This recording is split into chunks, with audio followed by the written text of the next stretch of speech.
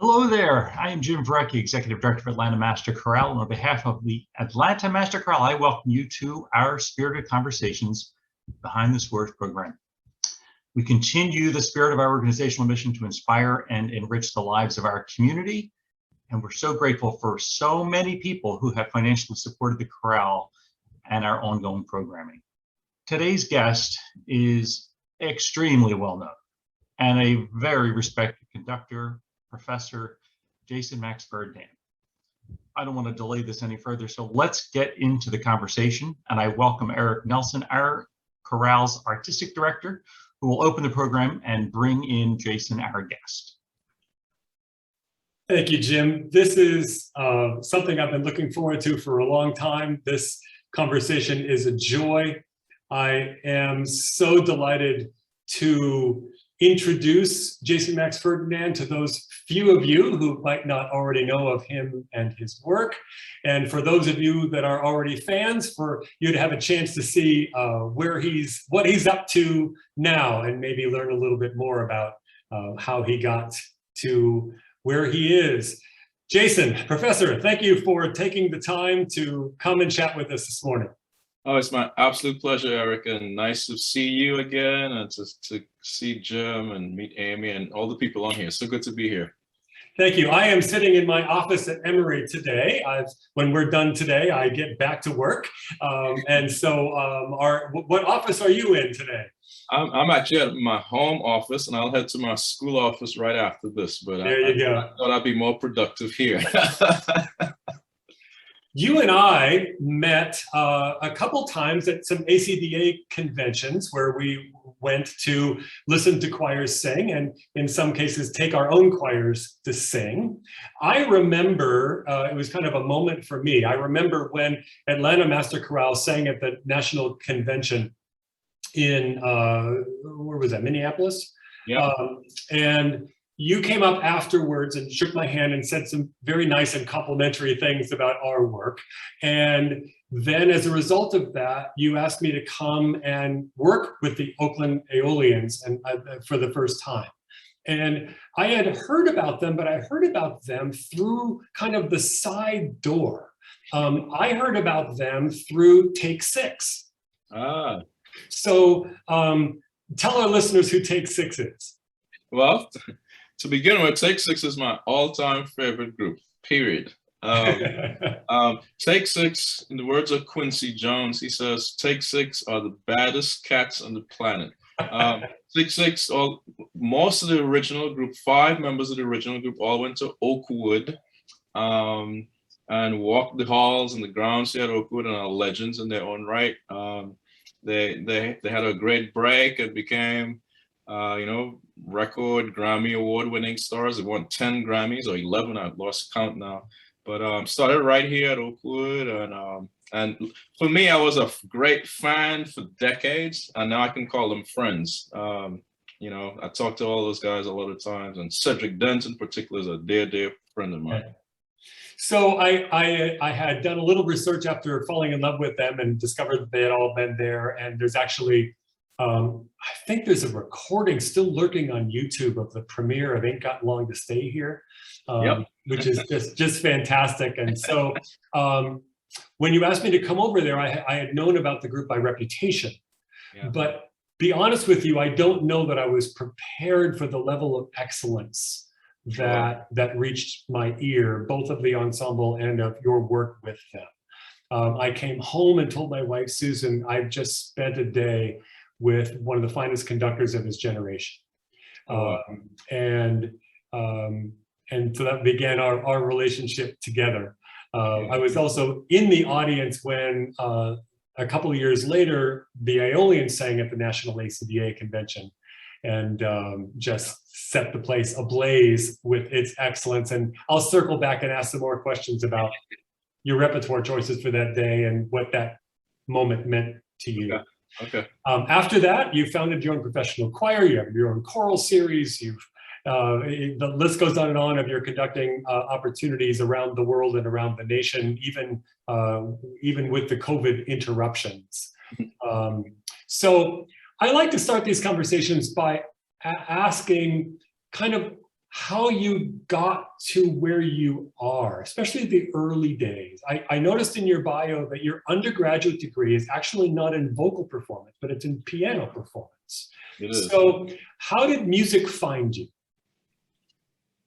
Wow, that's you know, it's hard for me to remember any period of my life without music. Just to put this all into context, you would hear from my accent that I was born and raised in Trinidad and Tobago, right?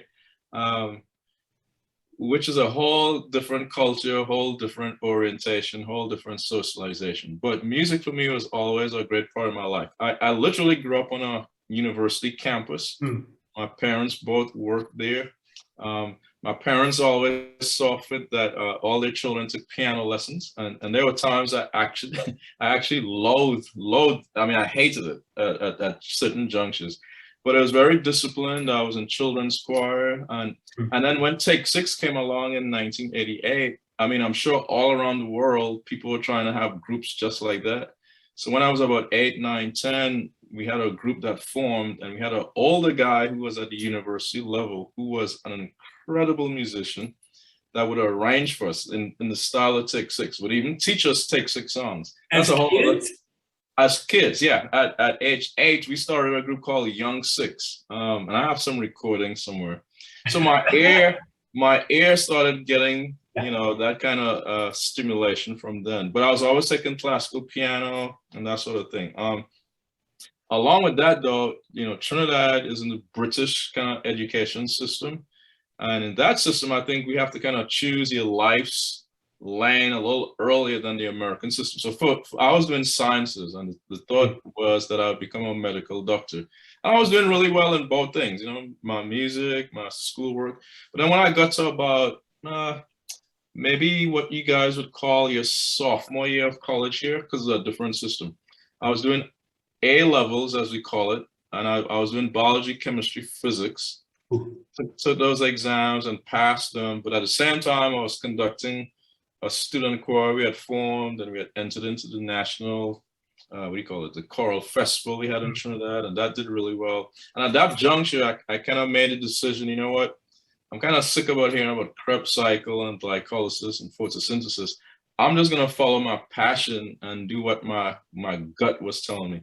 And I was so scared, Eric, to tell my parents that, because in Trinidad, you don't become a classical musician at all. That's not a thing, unless you're doing calypso and soca and reggae, you know?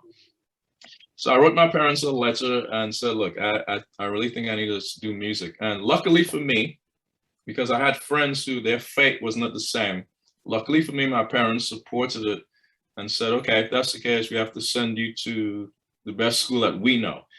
We are Seventh-day Adventists, and the Seventh-day Adventist Church has schools all around the world.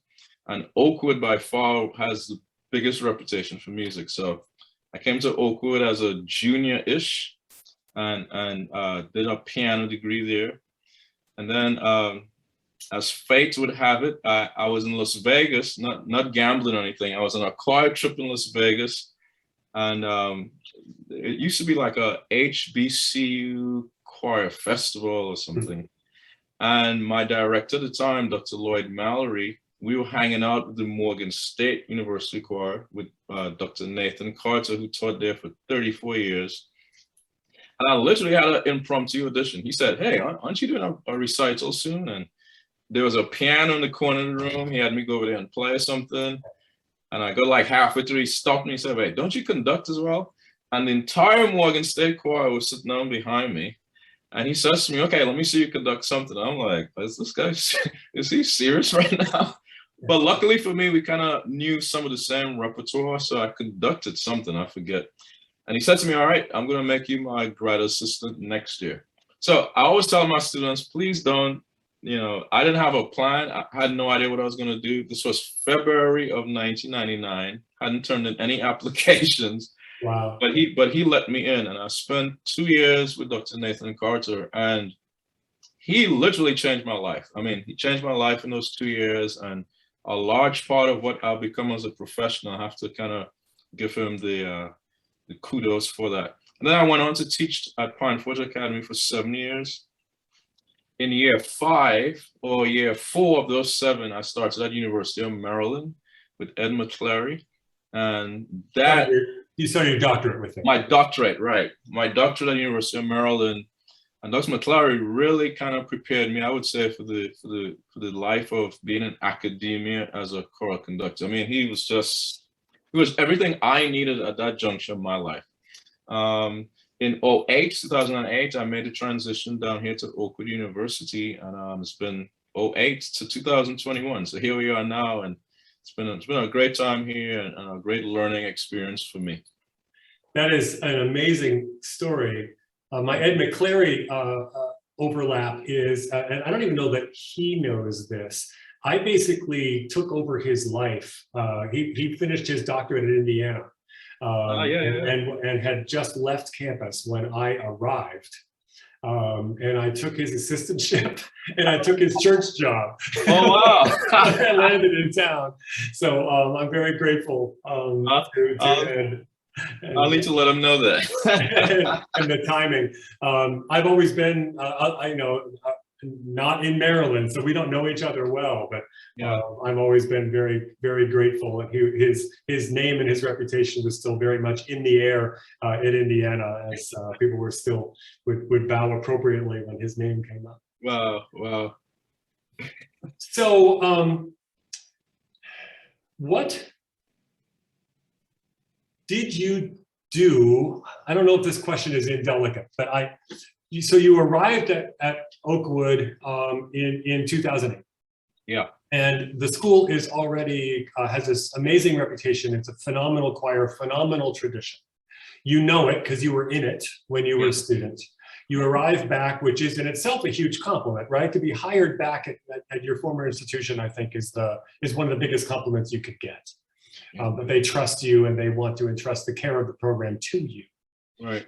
So where I want to head with this question is given the fact that we all acknowledge that it's always been excellent, I feel like you have brought something to the table. You have. I'm trying to avoid made it better because that's we don't want to put it that way because I don't even know that's probably not even true. But you have brought to the table, to the program, something which has which is phenomenal, which has been acknowledged now kind of universally by anybody who hears it. And you are moving some of those same sounds and techniques into your professional choir. So if you can feel where I'm headed with this question, what do you feel like you did to raise the level, if that's not indelicate, of this already storied program? Yeah, I know exactly what you mean. Let me answer that question by saying this.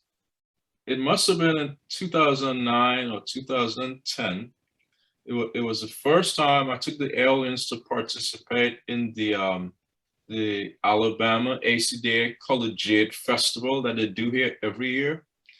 And one of the clinicians that year was Daniel Bauer. Yes. And we sang. And the clinician comes up and makes his or her comments after. And the first thing he said in front of the entire audience and to the choir and myself, he says, "Where have you all been?" Mm. Which confirmed what I was thinking prior to that. As rich as the program has been here, and specifically the choir program now, I think it was a tad bit insular. And when I said insular within the Seventh-day Adventist Church. Mm-hmm. And they didn't step foot too much outside of that. So I think part of what has happened, Eric, is that because I went to the University of Maryland in the Morgan States, I was exposed to a kind of bigger choral world. Mm-hmm. So then I started taking them to the Collegiate ACDA Festival and then started applying for the regionals and that sort of thing. We went to the World Choir Games in 2012, which 2012 was a huge moment because, I mean, you literally go and you see choirs from all over the world. You hear different sounds, different repertoire, see people rehearsing. I was like, oh, wow. So we got out of that bubble. And then because of that, to to be part of that world, we had to expand the repertoire. We had to know when to produce certain types of sounds, on and on and on. So I think just the exposure and coming out of that Seventh-day Adventist church, that smaller bubble, I think that exposure and that knowing there's something else that exists out here besides singing on campus and singing in Adventist churches all around the country, around the world, just knowing that changed the entire perception and the trajectory for the choral program here at Oakwood.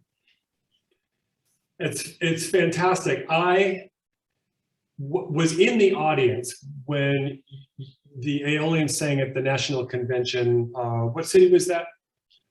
Kansas City. Kansas City. Yeah.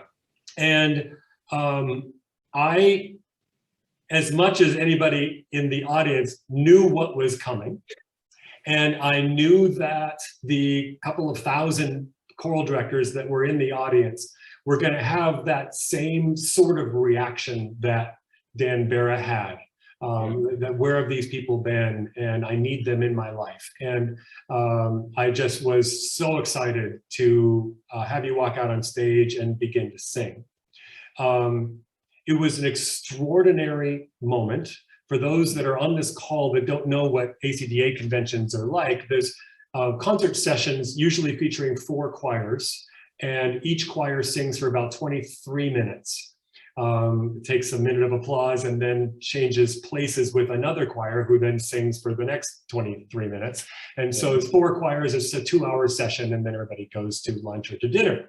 And so it's a huge, difficult, thorny, keep you awake at night problem for the director to decide what repertoire do I do in 20 minutes? Right, some pieces are 11 minutes long. Do you want to spend half the program on one piece? Probably not. Well, so the program was exquisitely and beautifully and creatively chosen. And one of the things that I remember from that performance was its variety of musical styles and how you went from one to the other, and each done just exquisitely. We actually have a clip from that performance, and it would be great if we could just spend a few minutes and listen to it. This is you doing one of the Bach motets. Do you remember which one? Yeah, the Lobet. The last section of the Zinget, which is one of my favorites. This is the last part of the Bach motet in German, with some instrumentalists spread throughout the choir, as I remember. Yeah. And let's give it a listen. Okay.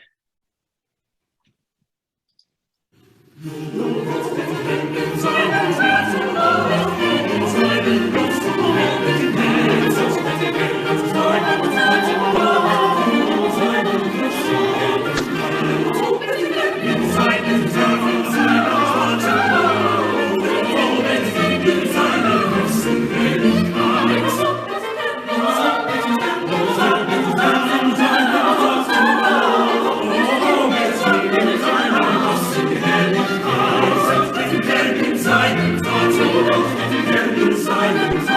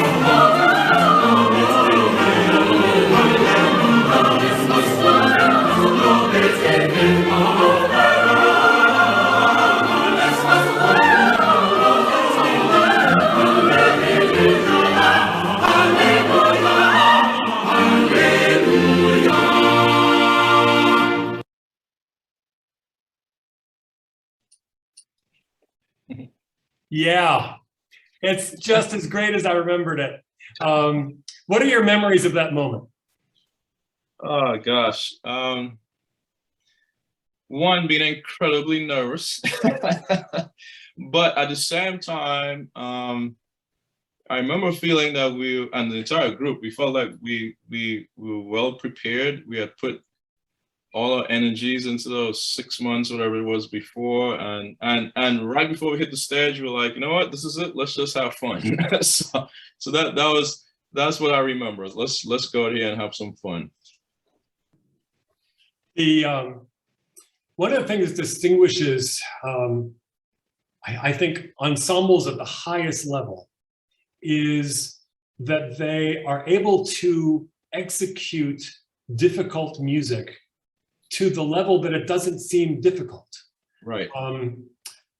I don't know that you can listen to a piece like that and not be aware that it's difficult and it's so complex, but the joy that your students, right? They're mature artists, but this is still college. They're students. Right. The joy that your musicians brought to that performance, the freedom and the movement of the body, just the sheer pleasure on their faces, the way that you managed to distinguish the counterpoint so that you heard every voice and every line and all that stuff.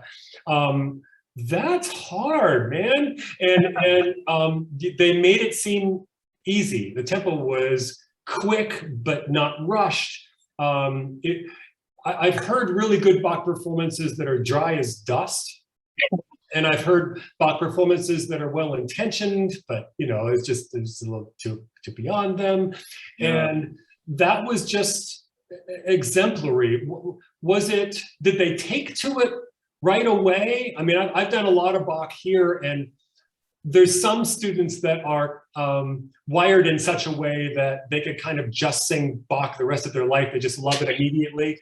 But I remember I did St. John Passion here years ago, and I actually had one bass after rehearsal come up and say, "Tell me again, why are we doing this? It's just so hard, and it's in German, and why?" And so how much convincing did you have to do to your students before they reached that level of joy and artistry? Right. Well, one little secret about the kids that I've had here at Oakwood, and sometimes it drives me nuts, but sometimes I try to use it to my advantage. The second you put a challenge in front of them, they're all geeked.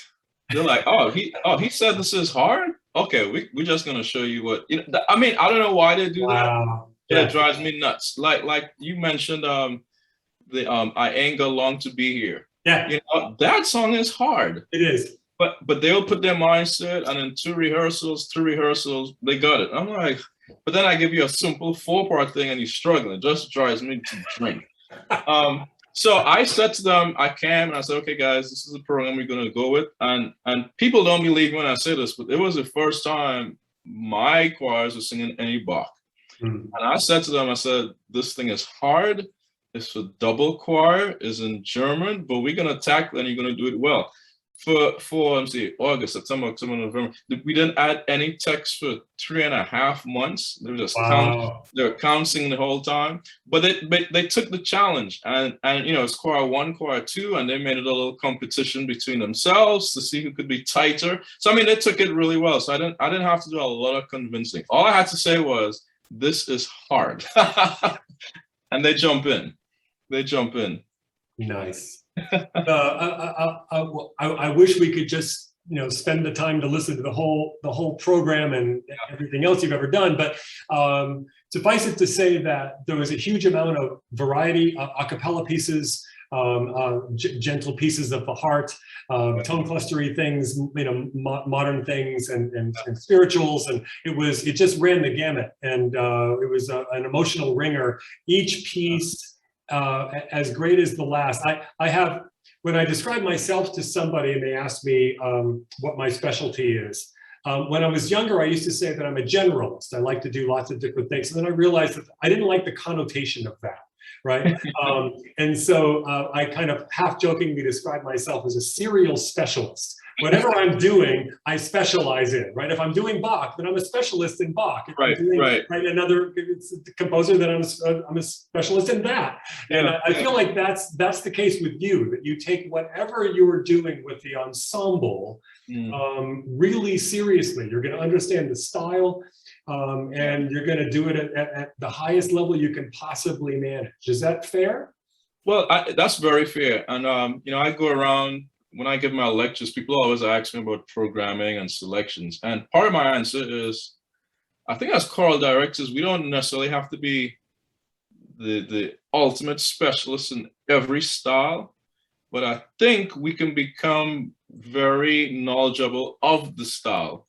And in that way, we could expose our choirs to a multiplicity of genres and things, and we can give our audience a multiplicity of things to listen to. So some of those things, I would never call myself a specialist, but I'll research and ask enough questions of people to figure out, okay, how do I do this and not make it sound wanky or just totally disrespect what this style is supposed to be. But I mean, that program just kind of reflects, I guess, my upbringing as well, right? One of the pieces in there, Cedric Dent, the original baritone in 6/6, he arranged for us, and he came and he sang the solo. And that for me was you know, going back to my 8-year-old self, oh man, here's a song that sounds in the style of 6/6. So we wanted to do something like that. And then part of that program too, I mean, Dr. Carter is dead and gone, but the My Lord, What a Morning We Did, William Dawson, was out of that tradition and out of my time I spent with Dr. Carter. I mean, he would talk about spending weekends at the home of Dawson. I'm like, wow, like really? And knowing the history there too, you know, Dawson received his master's degree in Kansas City. I wouldn't call the name of the school, but when graduation time came, they did not allow him to go on stage to get his diploma. So when we sang My Lord, What a Morning by William Dawson, it was kind of like a double meaning thing going on there. Here we are on the same stage, figuratively, you know, singing a song by. So it was a lot of things going on there. And Eric, I have to say this: you are perhaps one of the most brilliant choral directors when it comes to programming. And I tell everyone this. I mean, from your titles, Double Take, and all the other I'll follow you, and I'm like, how did he do that? So while we were coming up with this program, I was okay, what would Eric do here? So so we were just trying to come up with something that represented, you know, all our lives, and just kind of go through as many genres as we possibly could in those 23.5 minutes. And that was part of the reason too of doing, you know, we kind of divided the program in two, where we just didn't stop because we didn't want to lose any seconds at all in giving the program. But you know that, and like you said, we lose sleep for months trying to come up with that program. It's torturous, but it's rewarding. One of the things that distinguishes the Aeolians, as much as any group that I know, is that stylistically, vocally, technically, it turns on a dime. It's able to, you've got risers full of really fantastic young vocal artists, right? And so when you turn them loose, they can sing as individuals really, really well. Yeah. And there are moments when you just let them do that, and the vibratos turn on and they just kind of go, and it's great. And then count to 2, count to 4, and those same people are singing with this locked in, perfectly balanced, in tune chord. Yeah. You know, this minor 11th chord thing, and it's just, and then boom, and then back there into the next thing. And we keep mentioning Take 6, but you know, they did that, and it was, you said it was in your ear from a young age, and I suppose that has something to do with it. But there's also, I think, not all voice teachers agree with this. I mean, if you're going to be on your way to the Met, an argument can be made that you should train yourself to only sing one way, because that one way is so precise, right? And so particular and so difficult to master that you just can't be distracted by other things. But in my world, I found that it's almost the opposite, that if you're going to be a major league hitter, maybe you can hit home runs, but you can also hit to the opposite field, and you can also bunt, and you can also field, and you can turn a double play, and you can run. That the choral artistry involves the ability to do lots of different things. So when I hear your group, I'm actually gobsmacked by the sheer virtuosity of each singer to be able to sing in different ways as needed. So it's a huge compliment to your genius that you know when to apply what, but also to their vocalism that they can do what you ask of them. So where does that come from? So part of my answer kind of goes back to the question you asked prior about, what did I change or what did we do when I got here? Another part of the answer, I think, was the choral program, by and large, would produce the vocal sound pretty much in one track. And that's the track you just talked about, when you kind of just let them loose and they go. And I knew, after going to school and hearing different, putting myself in different scenarios, that one color could not suffice for every genre. So I had to slowly and very, very stepwise just kind of build the different tools and the different color palettes. And, I would call it vocastration for the kids. And I didn't present it in a way that was disrespectful to what happened before, the prior. I just kept saying, guys, let's add different tools or different colors. So right here, we could shift to this, boom. Right here, we could shift to this. So we wouldn't sing, we wouldn't sing the Bach in the same way we would sing, I don't know, a Dawson Spiritual or whatever it is. We wanted to make our choirs have the ability to just flip on a dime and just shift the colors at will. And that's something we continue to work on religiously. And I just thought it would give us a upper hand, because like you said, I'll let them go. They do this very, very well, and they'll blow your roof off if you let them.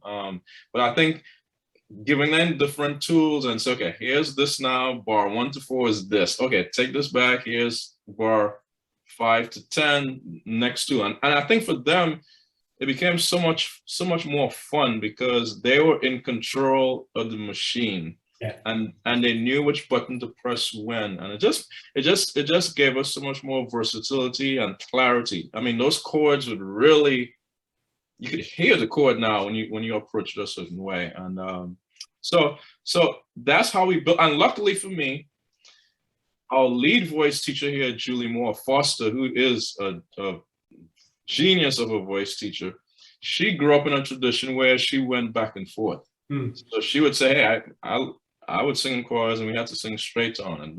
And she's produced some brilliant students that are doing their thing in New York and other places. So luckily for me, I could bring her in and she could say, okay, this is how you do this and this is how you switch it. So I didn't have that kind of contentious relationship that I know some departments have. So having her here and the other voice teachers as a cohesive voice, using the word intentionally, a cohesive voice telling our choruses, hey, it's okay to go back and forth. As long as you're doing it healthily and there's no damage here, it's free, everybody's fine. So that's what we've done. It's just tremendous. I wouldn't doubt that there may be a couple questions coming from outside that we want to ask, but before I ask Jim if there's any questions that are coming to you from someone other than me, I want to give you a chance to talk about your relatively new professional choir. Oh yeah. Which is modestly named the Jason Ferdinand Singers. And talk about why you decided that the world was ready for that and you wanted to do that, and where do you see it headed? Good question. So Jason Max Ferdinand was the very last person who wanted the name of the group to be there. Let's be real clear. But my folks around me like, Jason, it has to be named after you for whatever reasons they think it is. So that is what it is. What happened there, Eric, it was kind of like a fortuitous type of opportunity. So the Aeolians participated and accepted the invitation to sing in the these online festivals that Voces 8, the group out of London, started doing, I guess when the pandemic hit. So we did the Christmas version, we meaning the Aeolians. We did that, recorded it in November, and I think it showed in December or something. And they came, Voces 8 came right back shortly thereafter and said, hey, would you like to be part of the spring festival? So I asked for the dates and that sort of thing. And I knew I just didn't have enough time to get the college students ready in like a month or something to record it. So I said, you know what, I'm going to pass. And the manager of Voces 8, who is Robin Tyson, who is a former King singer, he said to me, Jason, have you ever thought about putting together a professional group? And I kind of squirmed and I said, yeah, you know, I've given it some fleeting thoughts in the past, but Robin, we're in a pandemic. Why would I even think about that? And he said, no, Jason, you should think about it. So I said, okay, give me 2 days. And I called some friends from Morgan State University 20 years ago when I did my master's recital. They begged me to keep that group together. They begged me, and I was too scared and too young. And I said, there's no way. And I called some of those same people and they said, hey, let's do it. So we made a few calls, some former Aeolians, some former people from Morgan State, some people who I'd never even met before. I was talking to Cedric Dunn from Take Six, and literally I was talking to him about he's got the whole world in his hands. And then he said to me, you know, Jason, this sounds so good. I think I want to sing. I'm like, you want to sing in this group?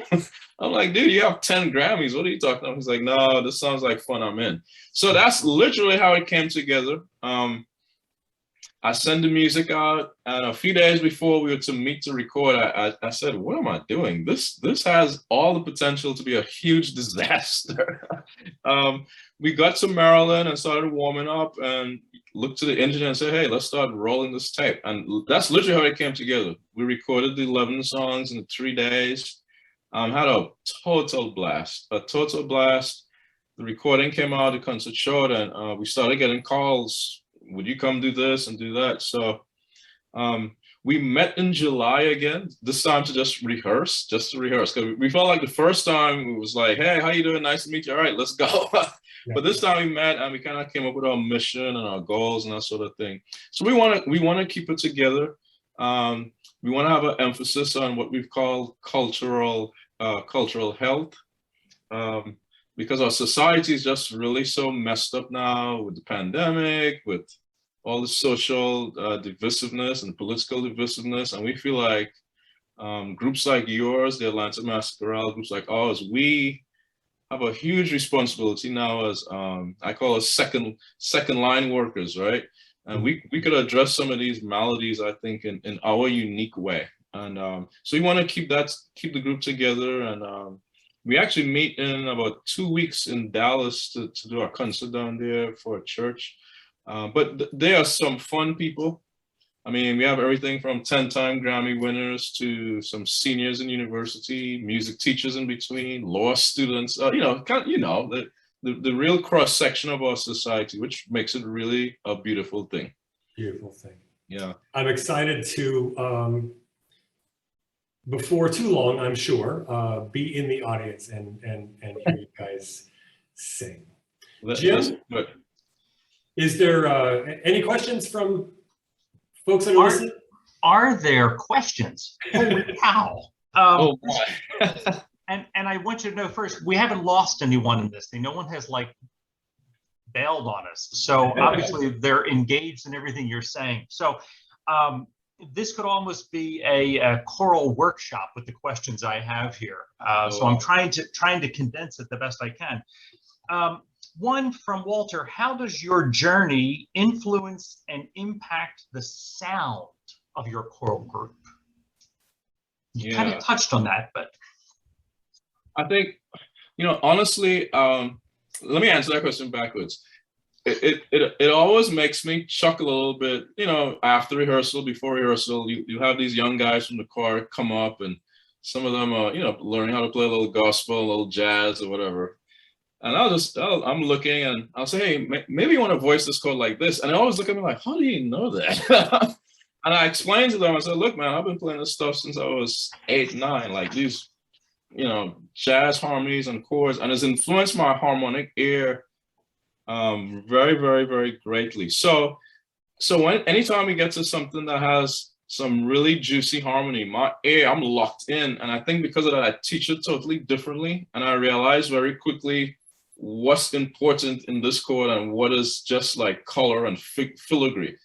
It's just instinctive because I've been doing it for that long. So that's one. Two, I mean, my great teachers and you know, we mentioned Ed McClary. So if I hit something in the Baroque style, my Ed McClary brain goes on because he just put that in me. So it's just a lot of my life influences, my teachers, my mentors. Eric Nelson here is one of them, Bruce Rogers. I could go on and on and on. All these people pour into us as artists, and you just pour it back out into your choirs and into the world. So that influences my sound palette.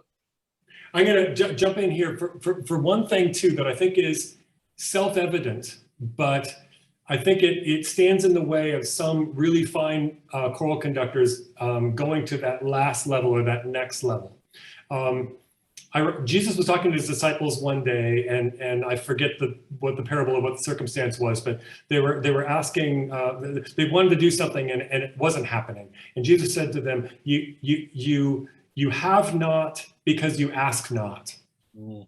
And I think sometimes it's one thing to have all those sounds in your ear, as Jason just described, and it's another thing to have the bravery to actually ask the choir to make those sounds and to believe that they can and should make those sounds and to equip them with a technique so that they can make those sounds. I think sometimes that there's folks who have it in their ear, but they just think, well, I can't ask for that. That's only pro choirs can do that. My kids can't.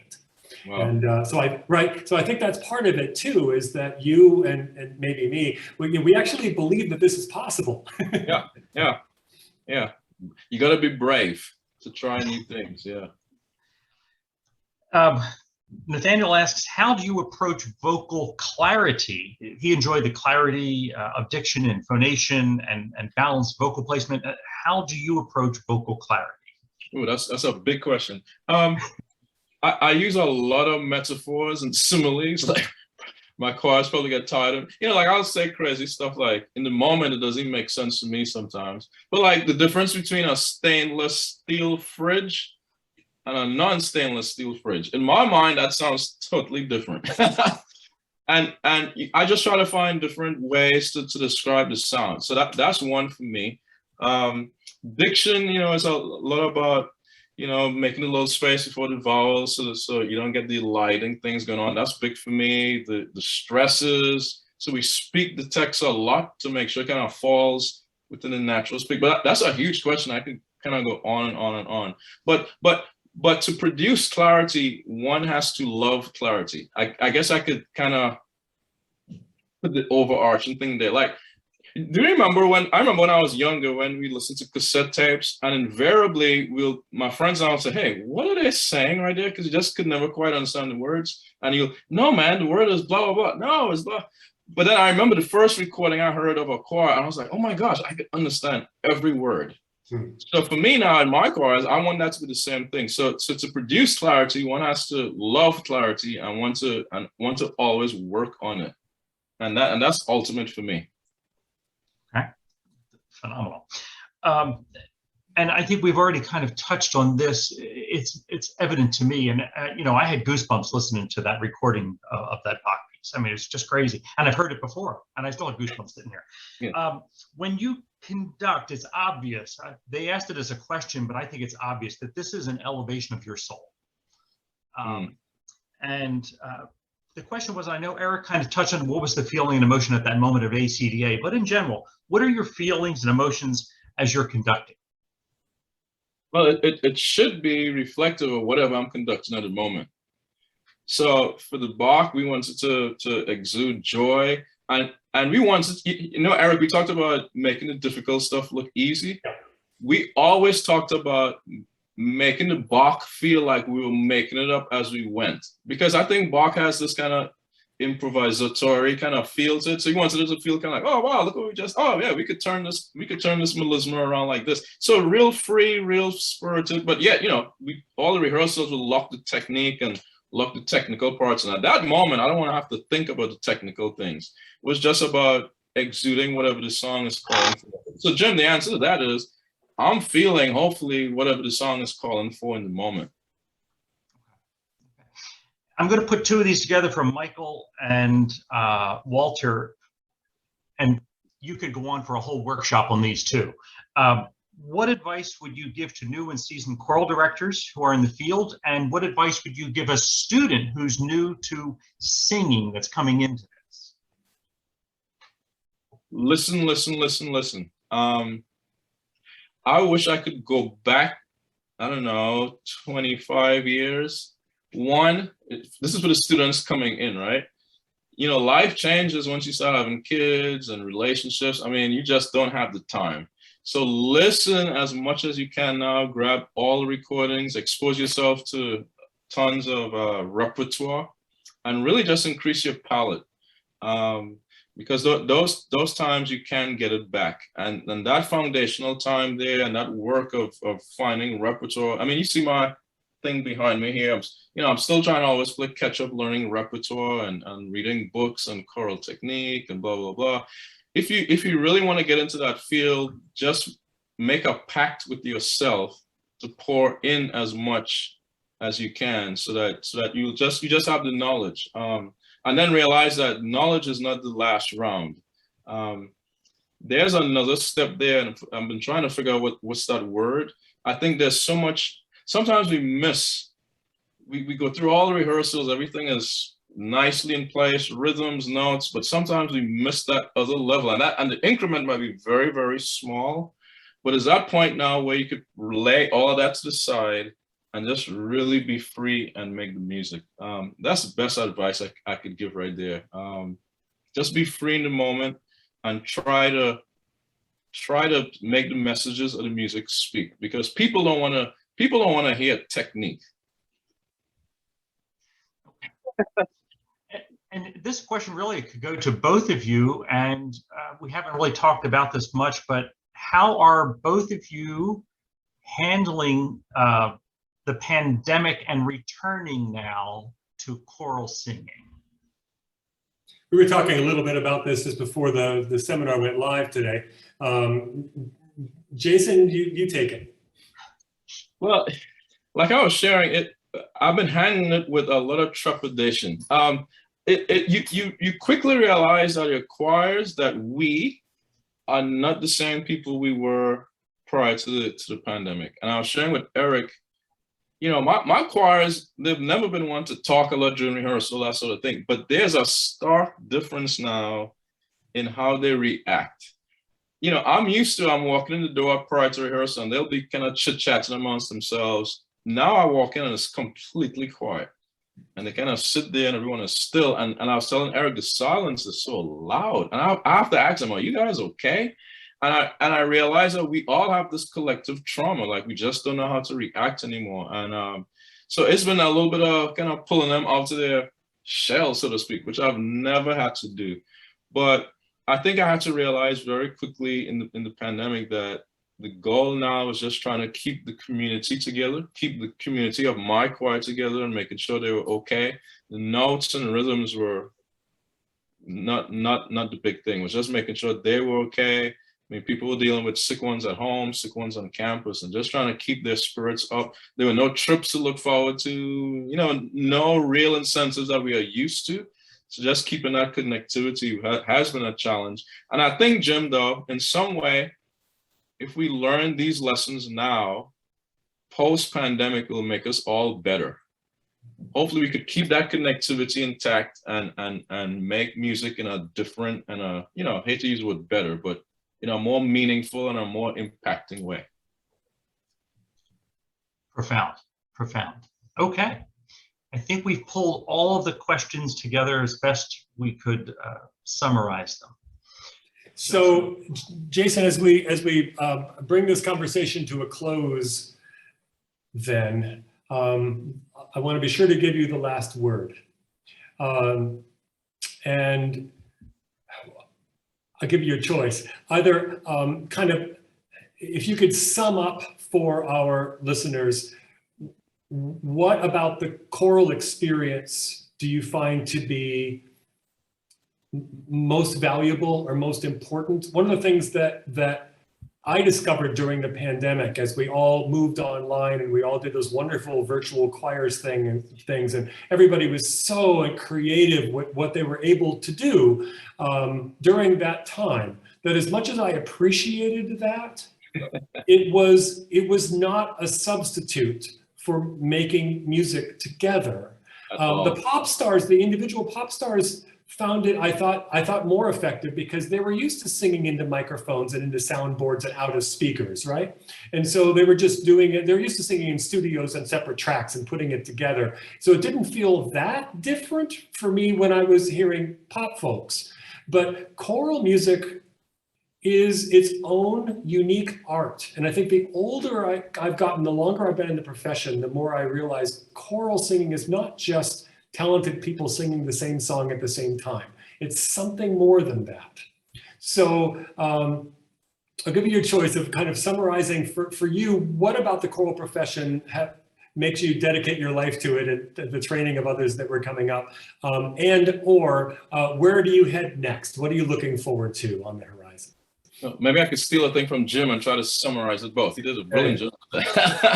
I think for me, the word community, when I was studying piano as an undergrad, I knew quickly I didn't want to be a concert pianist. It was solitary. You don't get to really converse with people. I hated it. So, but the second I stood in front of a choir, all my nerves would go away. You know, piano recitals, I'll be shaking. Oh my gosh, it was crazy. But the community, knowing that I'm working with a team, is so gratifying for me. So that's the first part of that question. The second part, I think, is this. I realized that that as an artist, as a choral conductor, being part of a choir, and especially through this time and hopefully after, not hopefully, they are depending on us to do this after, that our audiences are going to be looking to us, whether they know it or not, for three things, I think. It could be way more, but I'll just stick to three. One, for us to create a sense of curiosity.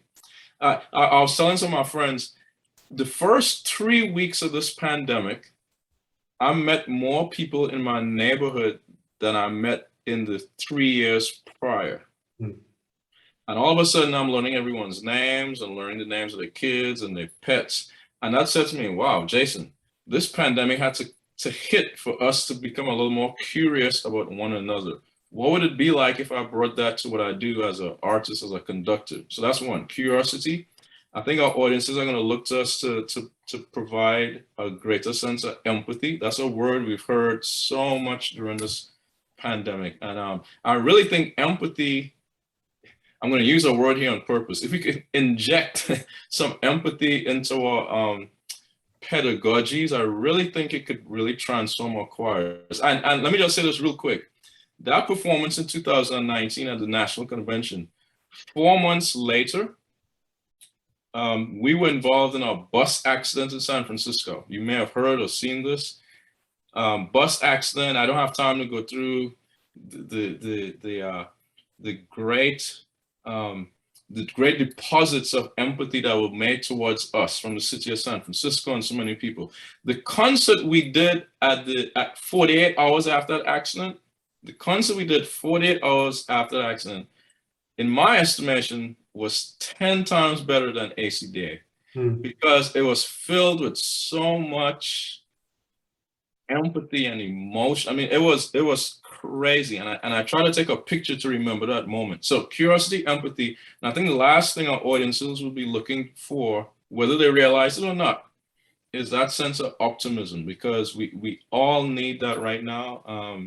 That's the only thing getting me through this pandemic. Otherwise, I'll be like depressed out of my mind.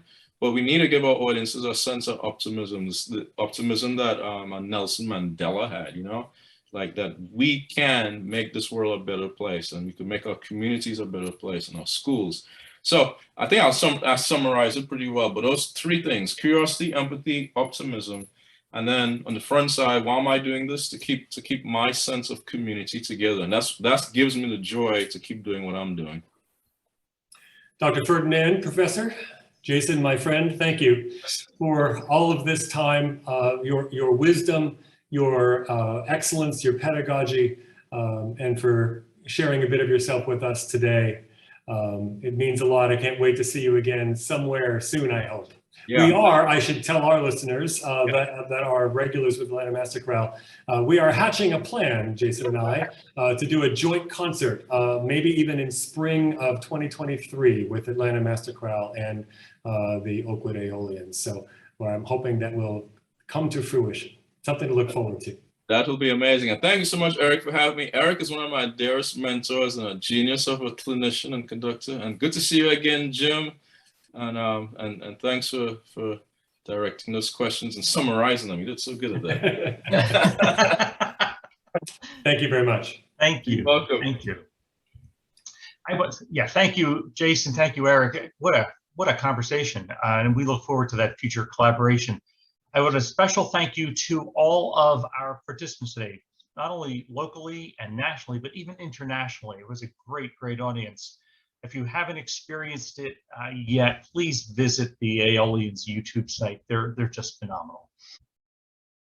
We will have a very wonderful composer, conductor, and educator coming up on October 4th at noon. And many of you already know him, Dan Forrest, and the chorale has been privileged to sing a lot of his music. So we look forward to that program. October 4th, registration is open. Thanks for all of you who joined us today. Hopefully you'll join us for our future events. Those of you who are local, we look forward to having you at our concerts coming up. And for those of you who are listening and are not near the area, we will be live streaming our concerts this year. More information will be available soon. Everything is on our website, atlantamasterchorale.org. Please visit us. Please come back to us next month on October 4th. Have a wonderful day. Have a wonderful week. It's been great being with you. Thanks again.